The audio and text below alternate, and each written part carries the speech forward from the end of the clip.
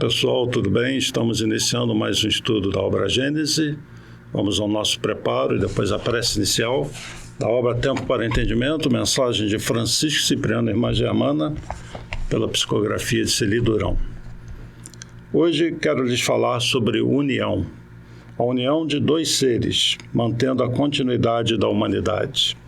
Essa união gerada do amor é a representação da presença de Deus. O papel dos pais é muito importante para a união das famílias. Nunca foi tão importante essa união, que é a garantia para que a compreensão entre os seres exista. A união de povos, mantendo suas tradições, deve ser mantida. A cada dia, porém, as fronteiras estão sendo removidas e a comunicação entre todos, hoje, tão facilitada por meios próprios, está intensificada. E isso quer dizer que é tempo de união. A conquista dos corações e mentes para uma harmonia entre todos, para uma globalização, tendo a consciência que o amor e não a guerra é a grande conquista. A cada dia haverá um repúdio à violência. A responsabilidade pela união de todos começa com vocês. É dentro de seu lar que se inicia esse movimento de amor. Procurem manter a unidade familiar, deem o exemplo. Resguardem-se de palavras ofensivas. Ao revidarem uma ofensa, façam-no com educação. O que se nota a cada dia é a falta de respeito entre as pessoas. Isso não deve continuar. Afastem-se de situações de conflito. A paz é necessária para a evolução. Não se revoltem pelos seus males, procurem afastá-los. Nesta casa, muito tem sido feito para abrandar corações revoltados, para o alívio dos sofrimentos físicos, do afastamento da tristeza, através de mensagens reconfortantes ditadas pelos bons espíritos. São Francisco de Assis, com seu exemplo e sua determinação em divulgar o verdadeiro cristianismo, agregou muitos companheiros que, por sua vez, lançaram a semente de amor e, em cadeia, continuam a missão de unir as pessoas pelo amor. Unam-se, tornem o seu viver pleno de luz, ajudem sempre. Somente a solidariedade entre os homens pode suplantar tantos sofrimentos. Uma palavra carinhosa é um bálsamo para um espírito revoltado, abrandando corações. Pratiquem a caridade. Colaborem com aqueles que se propõem a dedicar suas vidas a ajudar o próximo. Rezem pela paz mundial.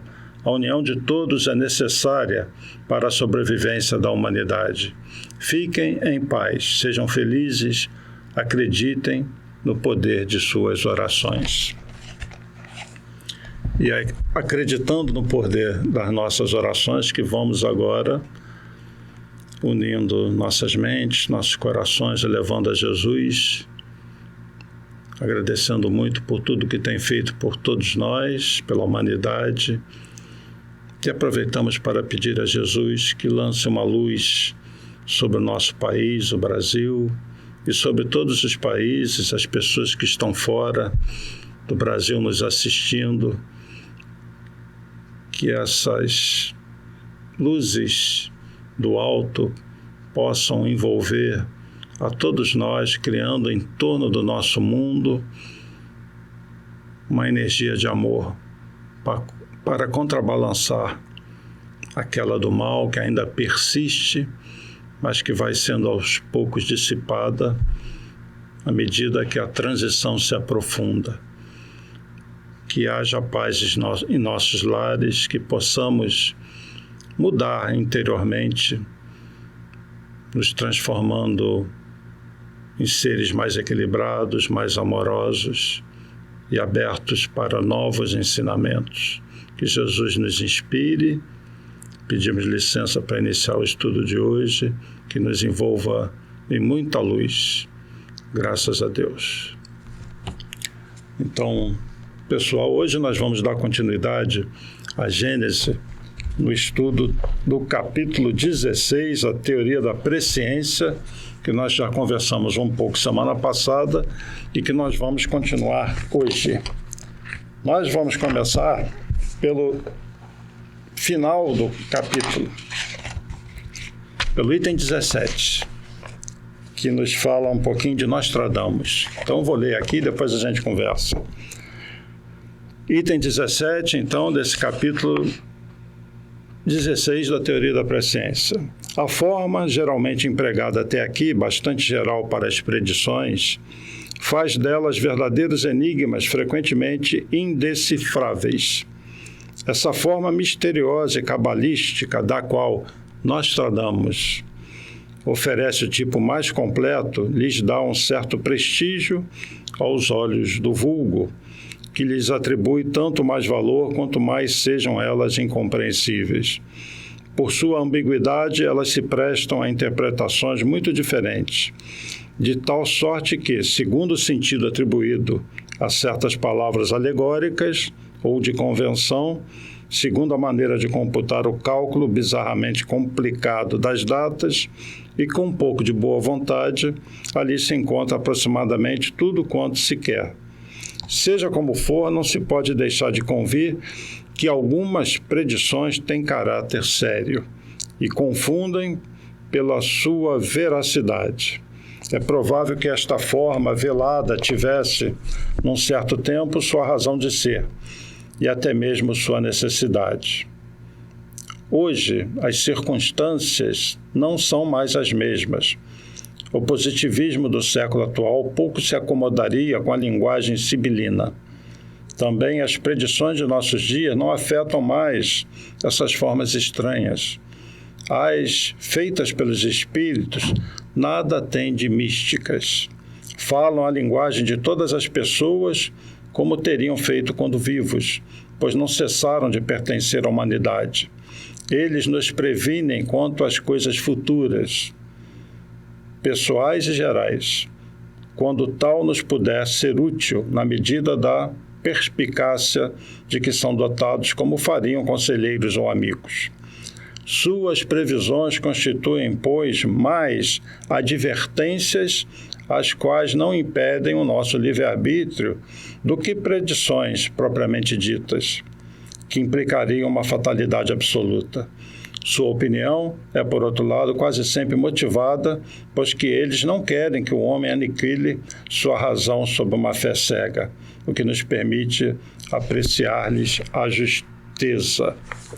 Então, Kardec, aqui inspirado sempre pela espiritualidade, está nos dizendo algo que Emmanuel já disse, que toda previsão, toda profecia é mais para não acontecer do que para acontecer.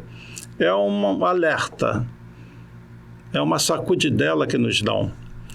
É mais ou menos assim, se vocês continuarem seguindo tal caminho, tal coisa vai acontecer. Mas nós temos o livre-arbítrio, então nós podemos mudar a dinâmica das coisas. Existem alguns determinismos lá de cima, menos aqueles que dizem respeito à parte moral. As nossas decisões equivocadas não foram determinadas pelo alto, e todos nós temos o livre-arbítrio, seja de forma individual ou coletiva. Deste modo, quando um espírito elevado nos diz que tal coisa vai acontecer assim, quer dizer, pode acontecer assim, caso vocês persistam nesse caminho. Lembram do que nós estudamos no capítulo passado, da pessoa no alto da montanha, tem um rio, e ele vai dizer, olha, ali na frente você vai encontrar uma grande pedra, tem uma curva para a direita, tem outra para a esquerda, lá na frente tem uma queda d'água. E aquele navegante vai pelo rio sem ter noção do que vai encontrar, se esse que está no alto da montanha não disser. Mas esse navegante pode ir e no meio do rio ele pode resolver encostar o barco. Então tal coisa não vai acontecer. Ela aconteceria se ele seguisse aquele caminho. E quem está de cima diz, olha, ali tem tal coisa. Mas cabe ao navegante naquele barco decidir para onde ele vai. e se ele vai dar mais velocidade ao barco, se ele vai mais devagar, se ele vai tomar mais cuidado ou não. E tal perigo talvez não aconteça, mas aquele que está lá em cima diz, cuidado. Então, esse é o caráter das predições, das profecias. Não é algo que está determinado 100% para acontecer, mas é uma grande probabilidade. Porque quem está lá em cima, e agora falando espiritualmente, sabe onde nós vamos chegar e quais são as possibilidades. Tá bem? Então, Nostradamus, ele era um médium de previsão. É dito aqui pelo próprio Kardec que muitas profecias são sérias. E para aqueles que gostam, destaquei algumas passagens aqui, vamos ver rapidamente só algumas do que foi dito, porque Nostradamus falava de forma enigmática. Não vamos dizer que tudo aconteceu, não, por esse motivo. Coisas que ele previu não aconteceu porque a humanidade resolveu tomar um outro caminho. Então ele diz assim, na obra As Centúrias: das profundezas do oeste da Europa, uma criança pequena nascerá de pessoas pobres. Aquele que pela sua língua seduzirá uma grande tropa. Sua fama aumentará em direção ao reino do Oriente.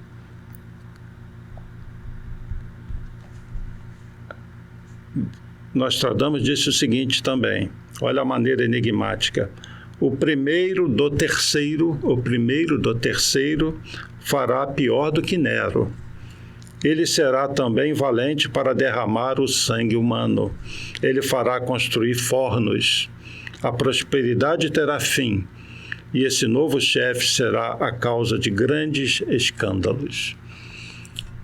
De quem vocês acham que ele está falando? Eu fiz uma anotação aqui, em 20 de abril de 1889, portanto no século XIX ainda, Hitler nasceu na Europa Ocidental, filho de pais pobres. Sua impressionante habilidade de oratória lhe ajudou a convencer milhões de pessoas a lutar ao seu lado. Assim como Nero fez aos cristãos, Hitler reforçou o ódio contra os judeus e assassinou milhares destes em seus campos de concentração, assim como homossexuais, soldados soviéticos, ciganos e deficientes. Depois que seu exército foi derrotado, vários crematórios foram encontrados. Então, essas profecias de Nostradamus, tudo indica que ele se referia a Hitler. E tem outras passagens que ele fala também sobre isso. Então, hoje, analisando, olha, grande possibilidade, vamos ser assim, para nós não dizermos, ele acertou? Grande possibilidade de isso ter se concretizado. É muito interessante isso que ele fala, né? O primeiro do terceiro fará pior do que Nero. Do terceiro Reich. E ele vai construir fornos, né? As prosperidades terá fim, vai causar grande dor e escândalos. Exatamente o que aconteceu. Então, profecias assim existem. E existem outras de espíritos, da qual nós não podemos duvidar, né? Como Jesus, por exemplo. Emmanuel nos diz assim: são chegados os tempos em que as forças do mal serão compelidas a abandonar as suas derradeiras posições de domínio nos ambientes terrestres, e os seus últimos triunfos são bem o penhor de uma reação temerária e infeliz, apressando a realização dos vaticínios sombrios que pesam sobre o seu império perecível. Então, Emmanuel está falando desses tempos, são chegados os tempos, aquele fim dos tempos, né? Que está descrito lá na Bíblia, nos Evangelhos. E ele diz que está na hora das forças do mal abandonarem as suas derradeiras posições, as suas trincheiras. E isso está acontecendo, né? Ele diz assim que os últimos triunfos dessas forças do mal são uma reação temerária e infeliz, que vai apressar aquilo que foi previsto, né? De grandes coisas que vão acontecer na humanidade. Hoje, no plano físico dos encarnados, nós estamos sofrendo os efeitos, vamos dizer assim, entre aspas, de uma grande batalha espiritual que está acontecendo lá de lá, que é justamente a separação do joio do trigo. Aquela situação em que os espíritos estão mergulhando nos umbrais e retirando aqueles que estão há muito tempo sem reencarnar. Tá? Deixa eu ir lá para o início do capítulo e eu peço que todos vocês leiam o capítulo, tá bem? Nós já lemos o início dele até o item 5 ou 6. Eu vou dar continuidade e destacar só algumas coisas, tá bem?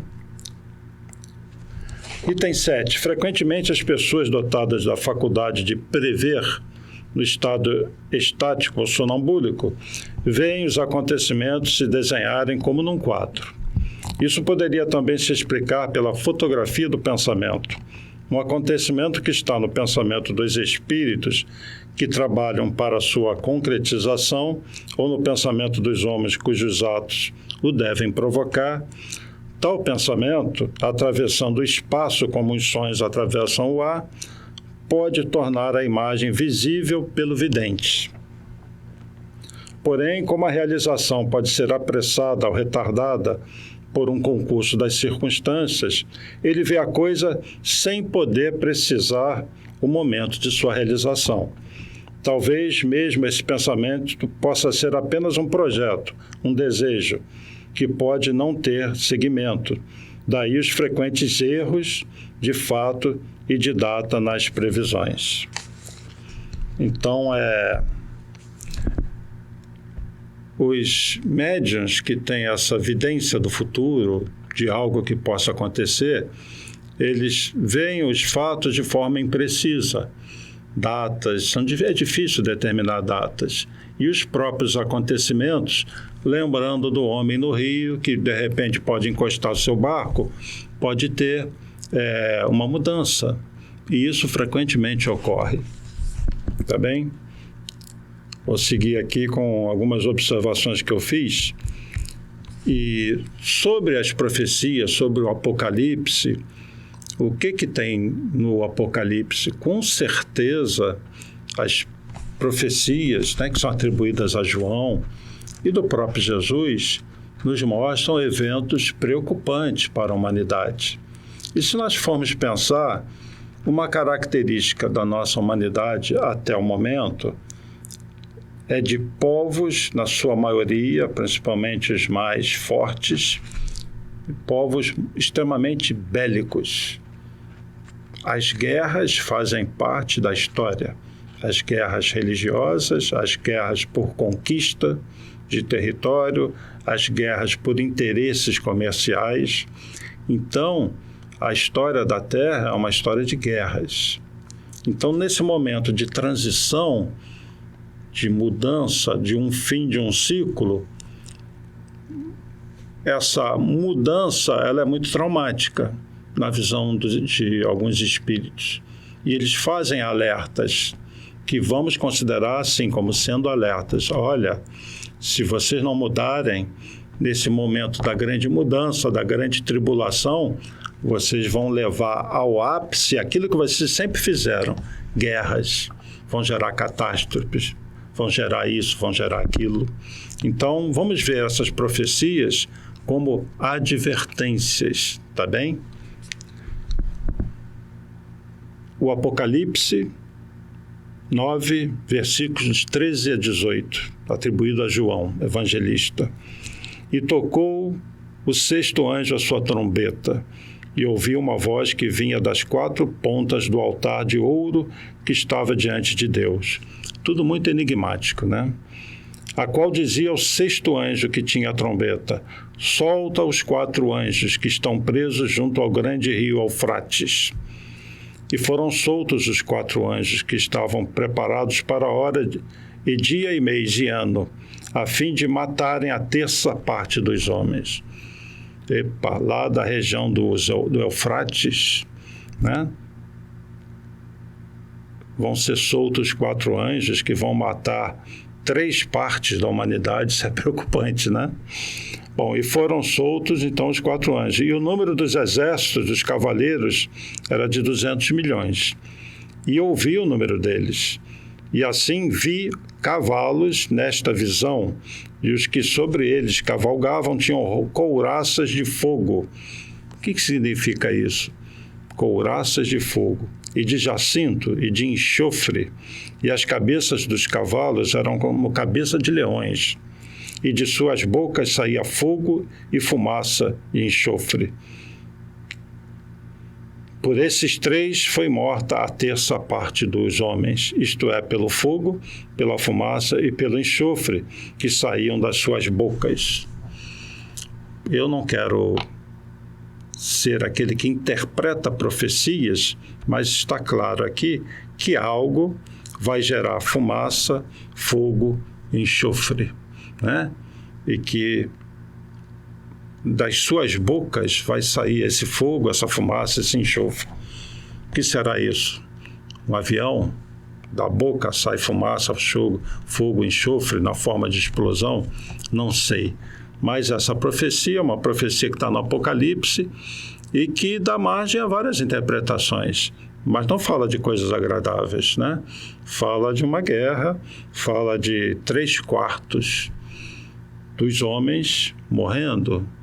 Então é meio assustador, mas como eu disse, é uma advertência. Não é que isso vá acontecer. Previsão de Jesus.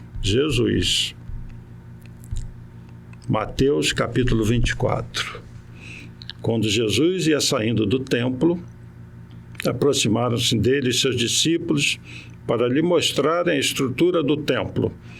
Era aquela condição que eu disse no estudo passado. Esse templo, o templo lá de Jerusalém, de Salomão, tinha sido destruído 400 e poucos anos antes de Cristo, por Nabucodonosor. No tempo de Cristo, Herodes, o Grande, foi reconstruir o templo para agradar aos judeus lá da época. Então, quando Jesus entra com os apóstolos no templo, era um templo novo, recém-construído. E os apóstolos estavam maravilhados com aquilo. Eles que eram pescadores simples, então eles ficam extasiados com aquele templo, né? Mostrando a estrutura do templo. Jesus então diz para eles: não vedes tudo isso? Em verdade vos digo que não ficará aqui pedra sobre pedra que não seja derrubada. Bom, Jesus se foi, os judeus fizeram uma revolta contra os romanos, e no ano 70 o imperador Tito entra em Jerusalém e destrói completamente esse templo. Deixa, na verdade, um muro, uma parede do templo, que é o atual Muro das Lamentações, e por isso é sagrado para os judeus.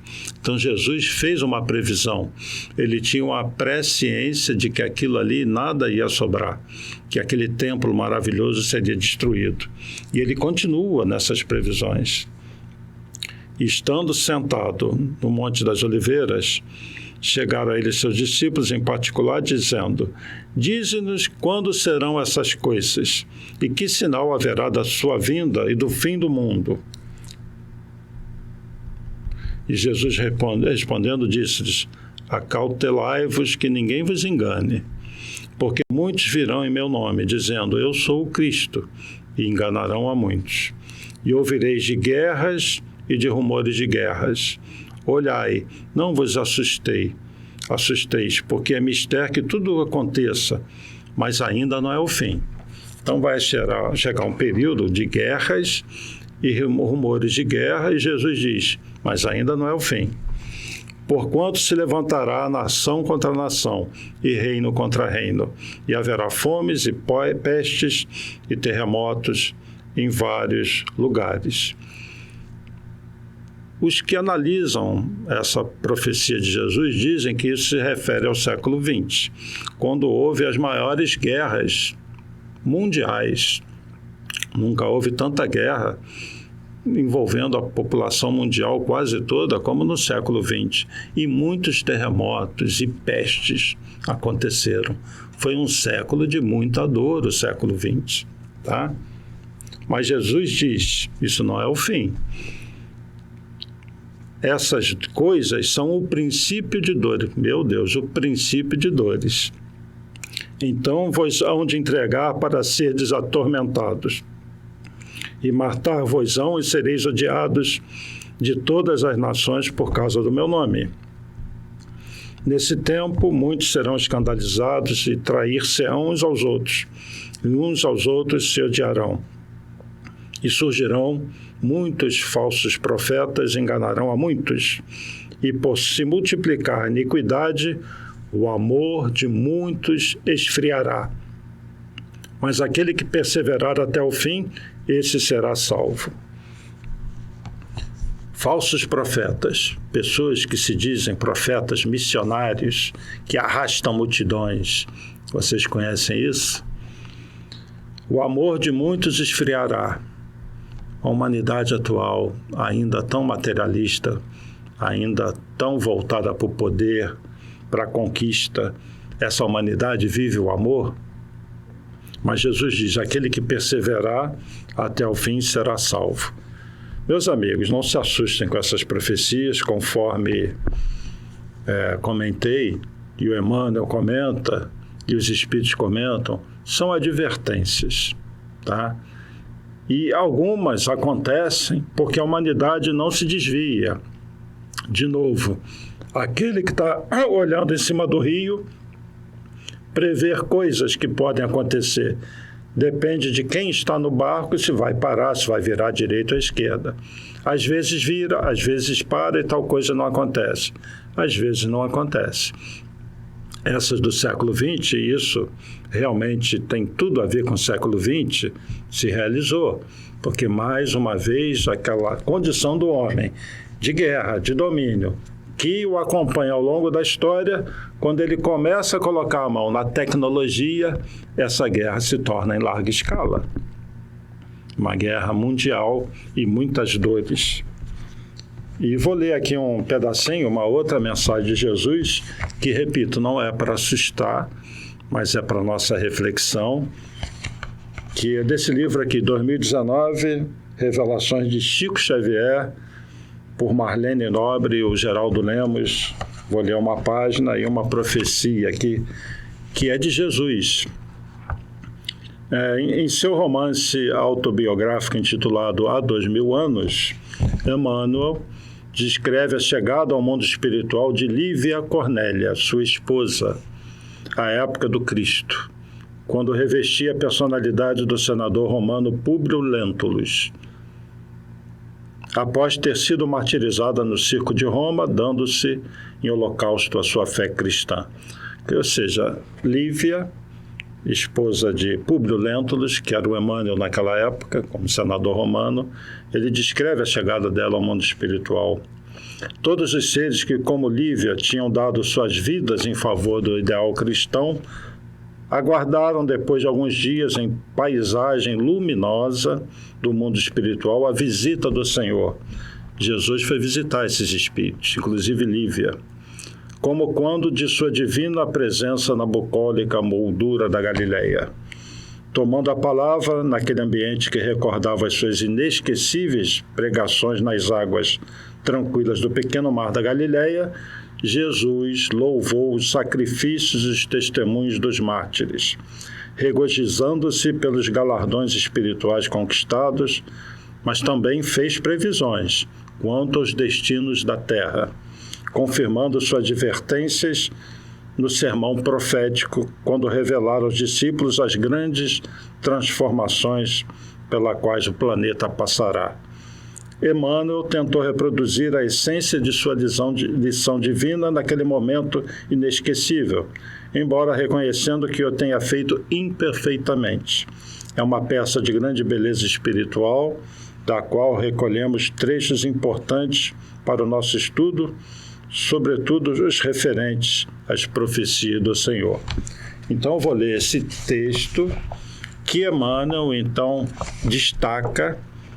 Isso está na obra Há 2000 anos, naquele momento em que Jesus se apresenta para aqueles espíritos que tinham se sacrificado. Um deles era Lívia, aquele que tinha sido a sua esposa. E Emmanuel, então, diz aqui, ele tenta reproduzir as palavras de Jesus. Então, o que eu vou ler é algo que Jesus disse, não quando estava aqui encarnado, falando no plano espiritual, para aquele grupo de Lívia, daqueles cristãos que tinham se sacrificado. Ele vai fazer algumas revelações. Repito, está na obra há 2000 anos, tá bem?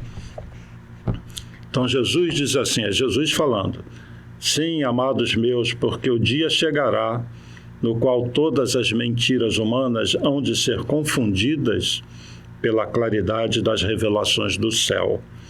Um sopro poderoso de verdade e vida varrerá toda a terra, que pagará então a evolução de seus instintos os mais pesados tributos de sofrimento e sangue.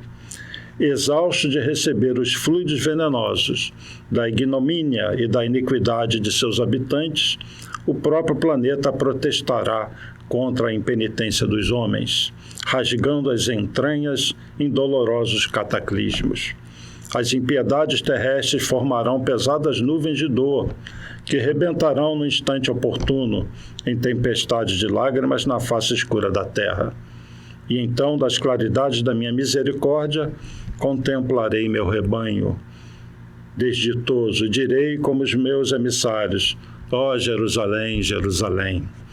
Mas nosso Pai, que é a sagrada expressão de todo amor e sabedoria, não quer que se perca uma só de suas criaturas, transviadas nas tenebrosas sendas da impiedade. Trabalharemos com amor na oficina dos séculos por vindouros. Reorganizaremos todos os elementos destruídos, examinaremos detidamente todas as ruínas, buscando o material passível de novo aproveitamento, e a sua vida na fraternidade, no bem, na paz e na justiça, depois da seleção natural dos espíritos, aqui ele fala da separação do joio e do trigo, depois da seleção natural dos espíritos e dentro das convulsões renovadoras da vida planetária, organizaremos para o mundo um novo ciclo evolutivo, consolidando as divinas verdades do Consolador, os progressos definitivos do homem espiritual. Então, de novo, Jesus faz uma profecia de muita dor, muitas dificuldades, e nós temos aquela situação que Chico nos deixou no programa Pinga Fogo. Então, no programa Pinga Fogo, creio que todos assistiram isso, tem um momento em que Chico Xavier diz que Emmanuel revelou a ele aquilo que está lá na obra Caminho da Luz, que nós tivemos 2 reuniões desse grupo de espíritos, de Jesuses, que dirigem as rédeas do universo. Uma reunião foi quando a Terra se formou e a outra quando Jesus veio à Terra, quando decidiu reencarnar. E aí Chico falou, em 69, quando o homem pisou na Lua, houve uma terceira reunião, em que Jesus pediu um prazo de 50 anos. Se Jesus pediu um prazo é porque algo estava previsto, né? É isso que a gente tem que entender. Que se o homem não entrasse numa guerra de destruição em massa, que grandes coisas passariam a acontecer depois desse tempo. Que ele dá uma data limite, que é uma data apenas de referência, que é o ano julho de 2019, que já aconteceu. Mas isso não isenta da humanidade passar por várias dores. Mas será que são essas dores tão duras, tão difíceis que Jesus está relatando? Vocês percebam que havia e há uma preocupação com relação a uma guerra mundial, porque hoje uma guerra nuclear seria devastadora, né? Ela por si só. Mas o Chico diz que, até por determinação da espiritualidade, que se o homem iniciasse uma guerra desse tipo, que seria o próprio planeta que iria terminar a guerra, e o homem ia passar por dores, é óbvio, uma guerra nuclear, uma guerra global, quase de extinção da raça humana. Mas o que aconteceu? Passamos 50 anos e o homem não se meteu numa guerra nuclear. E agora, se resolvesse realizar uma guerra, será que a espiritualidade interferia? iria interferir? Há sinais de que sim, de que agora, depois desse período, né, já há um planejamento em andamento que o homem não tem como interferir, nem com uma guerra. Então, é o tipo do caso do livre-arbítrio limitado. Existem várias compreensões nesse sentido, que o homem hoje não seria permitido a ele tal destruição. Poderia até ter acontecido. Quase aconteceu na década de 60 com aquela crise dos mísseis. Mas a espiritualidade também interfere nos destinos do planeta. E esse momento, então, em que nós vivemos uma pandemia, será que isso não é aquela história de que a pessoa ia perder um braço e perde um dedinho? Né? Dói perder um dedinho, mas dói muito mais perder um braço. Então, nós não temos noção hoje do que a espiritualidade tem efetivamente planejado. Temos alguns sinais de que está sendo executada a separação dos espíritos. Isso nós sabemos. Sabemos também que já existe nas esferas espirituais da Terra espíritos de outro orbe, de outros orbes, adequando o seu psiquismo para reencarnar em massa, espíritos muito evoluídos, isso nós sabemos, isso é um excelente sinal. E nós sabemos que os que já desenvolveram um certo nível de amor, que buscam a sua reforma, que esses continuarão na Terra. Mas continuarão, vamos entender, espiritualmente. Muitos desses vão desencarnar, mas vão continuar na Terra e vão reencarnar na Terra regenerada. Então, todos nós vamos trabalhar na regeneração da Terra, todos sem exceção, os que ficarem aqui. Porque vamos trabalhar no plano físico e depois vamos trabalhar no plano espiritual, porque essa transição ela se dá de forma lenta. Emmanuel diz que nós vamos sentir isso mais intensamente por volta de 2057, que tem a ver com 200 anos do Espiritismo. Então, por volta de 2057, diz Emmanuel na obra Plantão de Respostas, que nós teremos atingindo aquela condição em que mais de 50% da humanidade está voltada para o bem, para o amor. E aqueles restantes não serão espíritos tão violentos assim, porque eles terão sido separados. E, com o passar das décadas, essa quantidade de espíritos que ainda não estão muito voltados para o amor, eles vão se voltar mais para o lado do bem, para o lado do amor. E aí a grande massa cada vez aumenta, voltada para o bem e para o amor. E o mundo vai, então, ingressando mais intensamente na fase de regeneração. E tudo melhora. E com a reencarnação em massa desses espíritos de outros orbes, a Terra vai dar um salto evolutivo gigantesco. O momento atual é um momento de turbulência.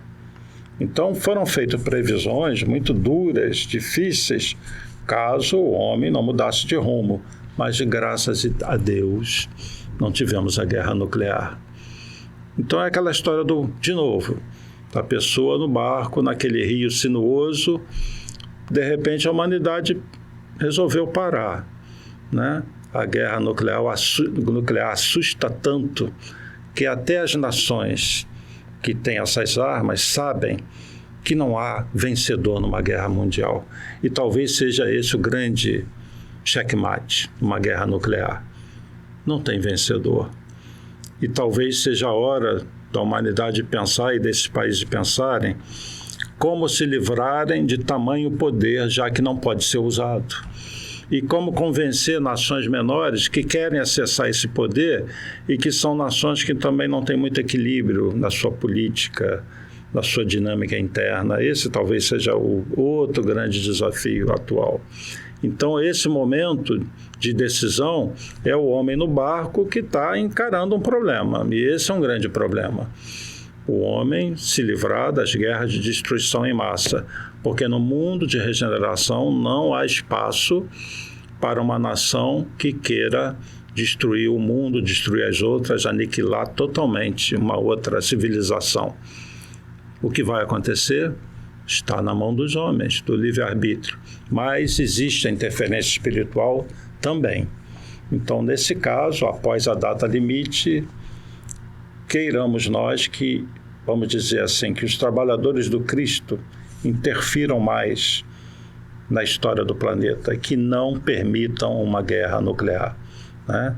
Então, é isso o que muitos de nós pensamos e desejamos, que não seja dado ao homem o livre-arbítrio nesse caso.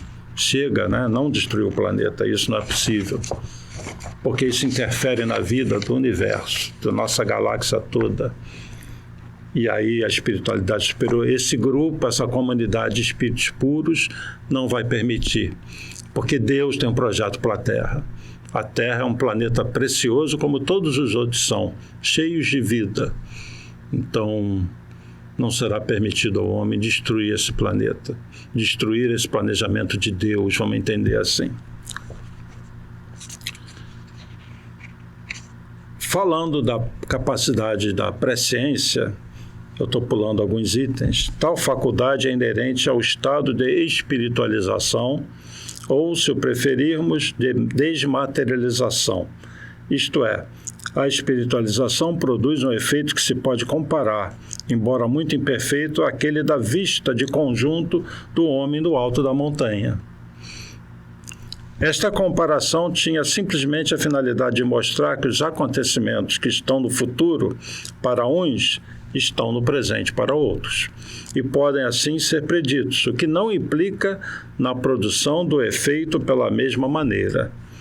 Para gozar dessa percepção, o espírito não tem, pois, necessidade de se transportar a algum ponto do espaço. Aquele que está na Terra, ao nosso lado, pode possuí-la em sua plenitude, tão bem como se estivesse a 1000 léguas, enquanto que nada vemos além do horizonte visual. A vista nos espíritos não se produz da mesma maneira que no homem, nem com os mesmos elementos. Seu horizonte visual é inteiramente outro. Ora, é precisamente este o sentido que nos falta para o conceber. O espírito ao lado do encarnado é como aquele que vê ao lado de um cego. E isso está em negrito aqui no livro. O espírito ao lado do encarnado é como aquele que vê ao lado de um cego. Então, o espírito é uma visão que o encarnado não tem. É como aquele que tem a visão ao lado do cego, vê tudo e o cego não vê, tá? Então, esse assunto é um assunto muito fascinante, muito interessante, e o que nós tiramos daqui é que todos os espíritos, e quanto mais espiritualizado ele tem essa capacidade de previsão de algumas coisas. Ele consegue perceber uma tendência, porque tudo são tendências, né? Então, existe uma tendência para a humanidade. Como você vê um jovem que está se desviando do caminho do bem, está cometendo outros erros, você fala assim, se esse cara não mudar, vai acontecer isso para ele. Existe uma grande possibilidade de tal coisa acontecer, né? E a gente fala isso com conhecimento de causa, porque já vimos outras situações. Então, os espíritos superiores já viram situações pelas quais outros mundos passaram. E eles conhecem a humanidade, mas conhecem dentro do coração humano. Um Jesus nos conhece por dentro, conhece as nossas tendências. E se nós não mudamos, Jesus é capaz de dizer, tal coisa se produzirá. E um espírito como Jesus tem essa visão do homem da montanha muito acentuada, né? Infinitamente acentuada. Então, é para nós olharmos profecias, essa capacidade de presciência como um alerta.